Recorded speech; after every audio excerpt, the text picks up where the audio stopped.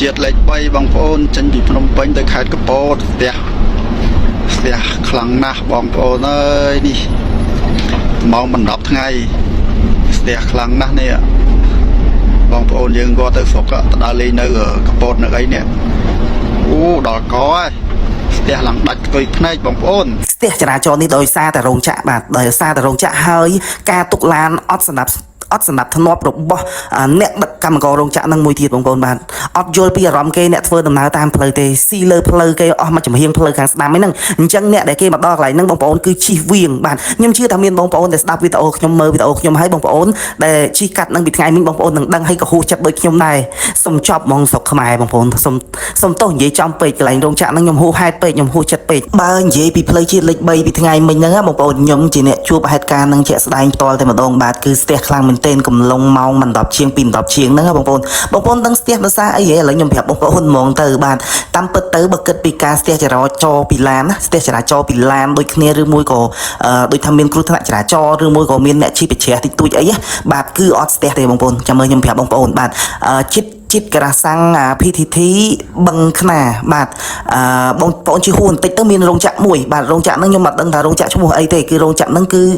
មានគំនូររូបប្រាសាទអង្គរវត្តយើងនៅពីមុខហ្នឹងបាទរោងចក្រហ្នឹងធំមែនទែនបាទបងប្អូនតាមពិតទៅបើយើងមកដល់ជាក់ស្ដែងពេលដែលខ្ញុំជិះមកដល់មុខហ្នឹងខ្ញុំគិតថាខ្ញុំអត់ទាញទូរស័ព្ទថតទេដោយសារអីដោយសារខ្ញុំគិតថាតាមពិតទៅរឿងស្ទះផ្លូវហ្នឹងមិនមែនដោយសារតែមុខរោងចក្រហ្នឹងទេបងប្អូនណាយខនតែខ្ញុំជិះមកដល់ឲ្យចំពីមុខរោងចក្រហ្នឹងបានដឹងថាវាស្ទះដោយមូលហេតុអីបងប្អូនបាទចាំស្ដាប់បន្តិចបងប្អូនបាទស្ទះហ្នឹងស្ទះដោយសារអីឡានដឹកកម្មកររោងចក្រហ្នឹងណាបាទឡានដឹកកម្មកររោងចក្រហ្នឹងគឺគាត់អត់ដាក់បន្តកតុយគ្នាទេបាទអត់ដាក់បន្តកតុយគ្នាដូចថាដាក់ពី1 2 3 4 5បន្តកតុយគ្នានៅចិញ្ចើមផ្លូវស៊ីតាមកចលងផ្លូវណាបាទគឺគាត់ដាក់តតឹងទាំងអស់ហ្មងបាទដាក់4 ទៅ 5 ឡានបាទស៊ីអស់ពាក់កណ្ដាលផ្លូវបាទស៊ីអស់ជឹងសឹងដល់ទ្រូងផ្លូវឡោះកណ្ដាលផ្លូវហ្នឹងបាទស៊ីអស់បាទឯបងប្អូនហើយដល់ពេលឡានយើងដែលត្រូវជិះមកពីភ្នំពេញយើងមិនត្រូវជិះ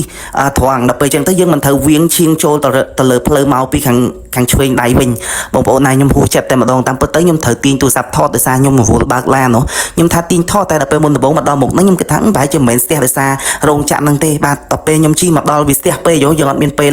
ទាញទូរស័ព្ទថតទេហើយខ្ញុំអត់មានកាមេរ៉ាឡានទេឡានខ្ញុំឡានទៅ morning ទេបងប្អូនណាជិះមកដល់ពីមុខរោងចក្រហ្នឹងចំមិនដឹងថាឡានពួកគាត់ហ្នឹងពួកអ្នកដឹកកម្មកររោងចក្រហ្នឹងបងប្អូនគឺដាក់ឡើង3 4 5 6ឡានជាប់គ្នាតែម្ដងបាទបើសិនជាខ្ញុំថតឲ្យបងប្អូនមើលមិនដឹងថាវាហួសហេតុប៉ុណ្ណាហើយខ្ញុំសុំសរសើរអាជ្ញាធរឬមួយក៏